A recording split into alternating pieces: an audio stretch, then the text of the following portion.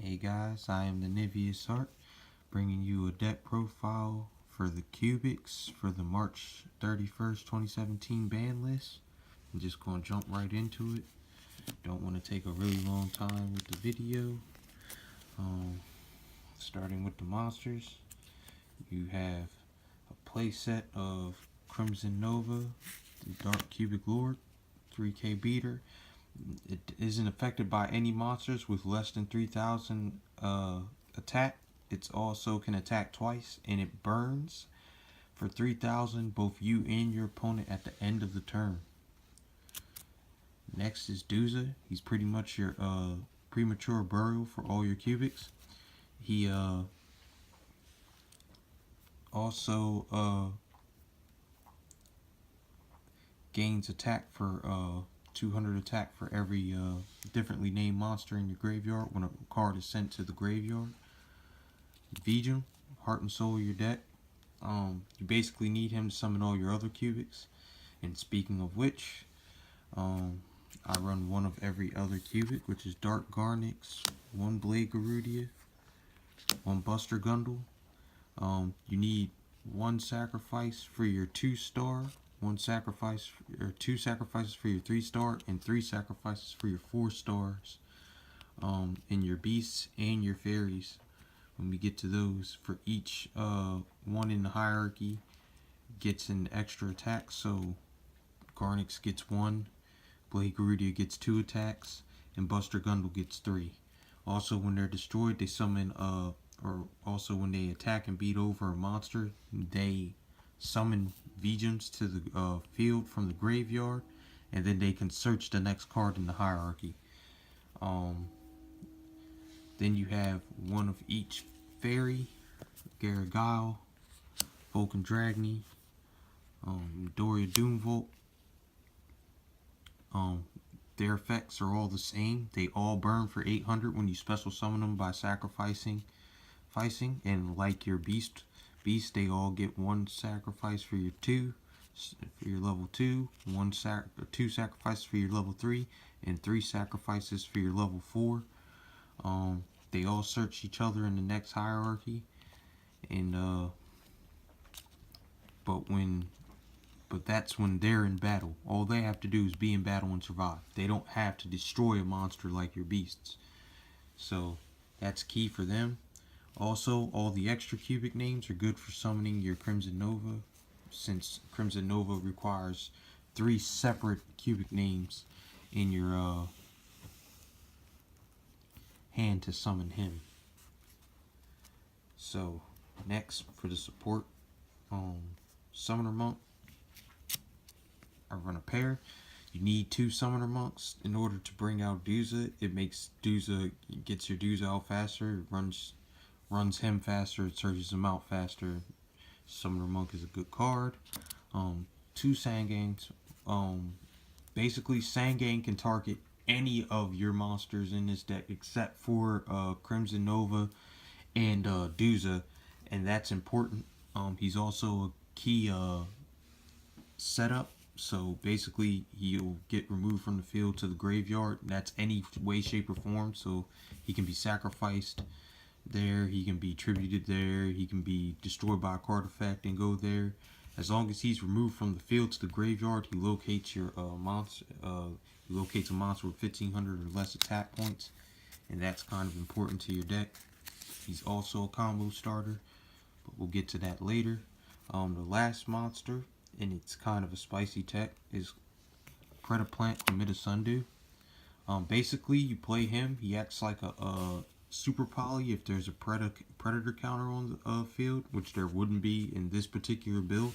But also he's a fusion without the need of polymerization. So you play him, he fuses into another dark monster, simply because he's on the field and you have a dark monster in your hand. We'll get into that later on. Next is the spells. So standard for spells in any cubic deck, you run playset of Karma.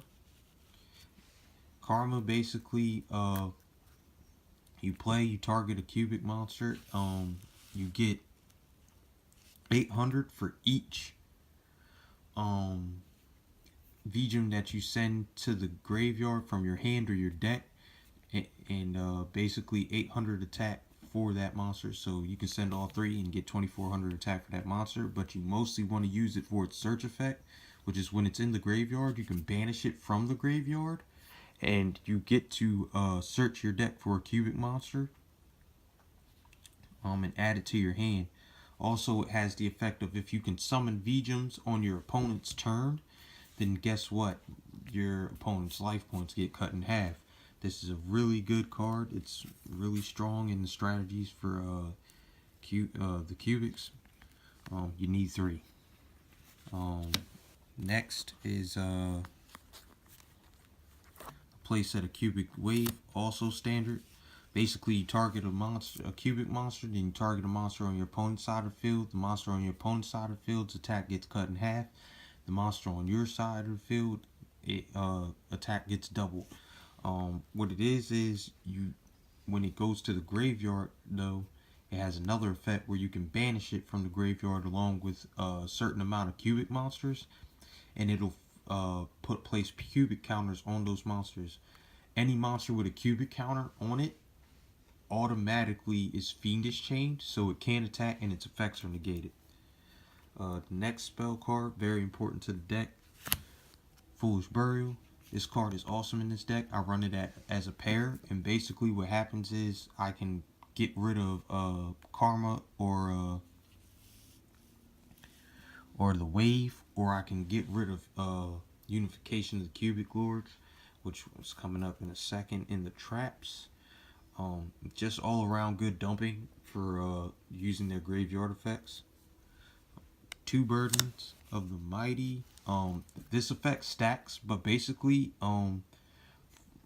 every face-up monster on your opponent's side of the field, they lose 100 attack times their level. So if Crystal Wings out on the field, they lose 800. It loses 800 attack points. But if you have 2, it'll lose 200 because the effect stacks. So that's 2 of that. 2 Mystical Space Typhoons, because I cannot afford 2 Twin Twisters. Basically, this Mystical Space Typhoon, this deck does not like back row. Mystical Space Typhoon is basically self-explanatory. 2 Recurring Nightmares. If you don't know what this card does, basically you select 2 dark monsters whose defense is 0 in your graveyard, and then you can return them to your hand. But this card is excellent for getting back your Crimson Nova to your hand. It's also excellent for getting back your Vijams, which are great fodder, back to your hand, because Vijam is an excellent stall card. So that I'm sorry, my cards must have got mixed up somehow. But the next is 2 Draw Muscles. And basically the Draw Muscle, basically you target a defense position monster with less than 1000 defense, which all of your cubic monsters have less than 1000 defense. It can't be destroyed by battle this turn. If you activate it during your opponent's turn, that's great. Also, you get to draw 1 card off of this card. It's a really good combination with your fairies, because if your fairy gets attacked and survives the attack, automatically it gets to summon Vijams back to your field, and then it searches the next card in the hierarchy. But not only that, if you have a Karma out, your opponent's life points will get cut in half. So that's a good way to burn your opponent for half their life points.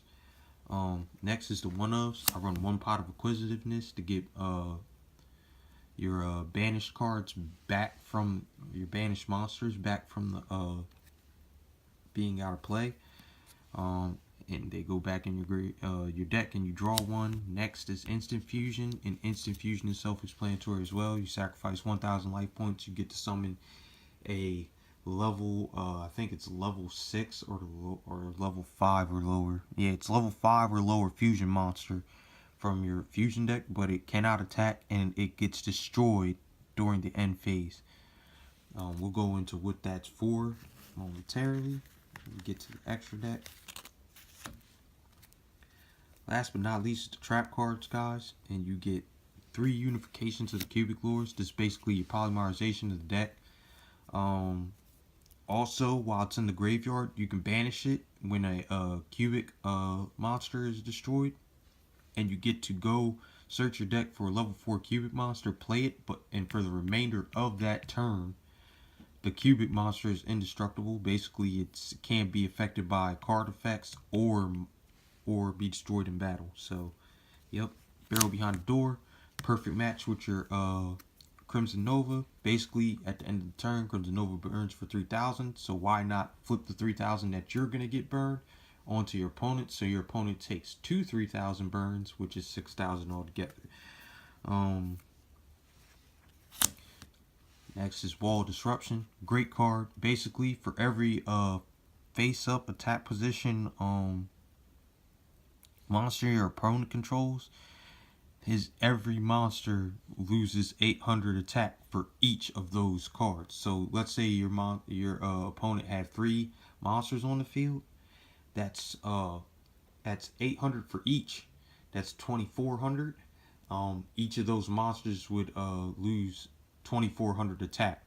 But at the same time, that's just real funny popping that up on your opponent, like when they attack you, and it's like their attack goes to 0. It's like no attack points, so you're not damaging anything, and they can't get rid of your cards.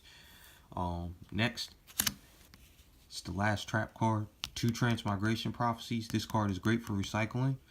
Basically, you can select 2 cards from the graveyard and shuffle them into their owner's decks. Because it isn't limited to just any other card, it can recycle another Transmigration Prophecy, so this can be a continuous loop that you can do, which is good, because next is our extra deck, and we're going to show you particularly why that's good.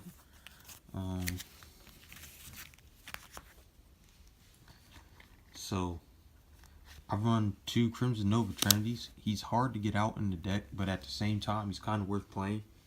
He's just a really broken card. If you can get him out, he's a win condition as well. Next, I play a pair of Greedy Venom Fusion Dragons.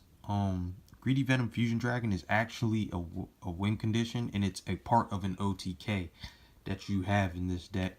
We'll get to that if we do a combo video, if everybody likes this one.